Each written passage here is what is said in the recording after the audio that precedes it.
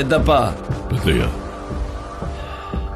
ఇక్కడ కొందరి కళ్ళల్లో రేపటి మీద ఆశ కనిపిస్తుంది, కొందరి కళ్ళల్లో నా మీద కసి కనిపిస్తుంది.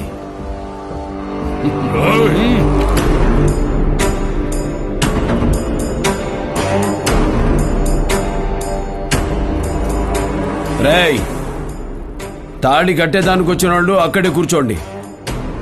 నా తల కొట్టేదానికి వచ్చిన వాళ్ళు లేచి నిలబడండి.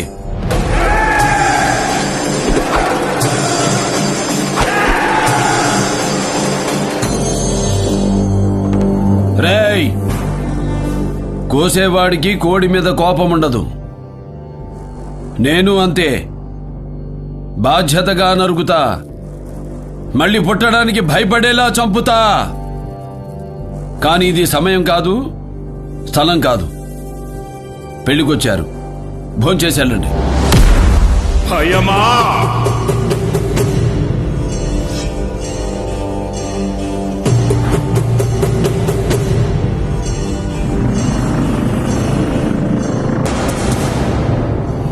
భయమా?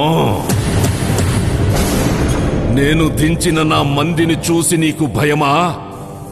నీ పంచన బతికే నీ మంది ముందే నీ తల తెంచుకుపోతానని భయమా? భయం నా బయోడేటాలో లేదురా బోషట్.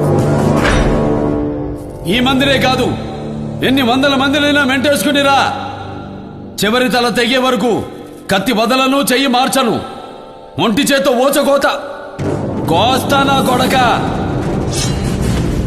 కానీ ఇది ముడిపడే చోటు, తలపడే చోటు కాదు. వద్దు, నిన్ను సంపడమే నాకు శుభకార్యం. ఇప్పుడే ఇక్కడే నీకు సావుని చూపిస్తా. నన్ను చూడాలంటే చావు కూడా నా పర్మిషన్ కావాలరా. అపాయింట్మెంట్ లేకుండా వస్తే అకేషన్ చూడను, లొకేషన్ చూడను. అడ్డంగా నరుగుతా పిల్ల కుంక.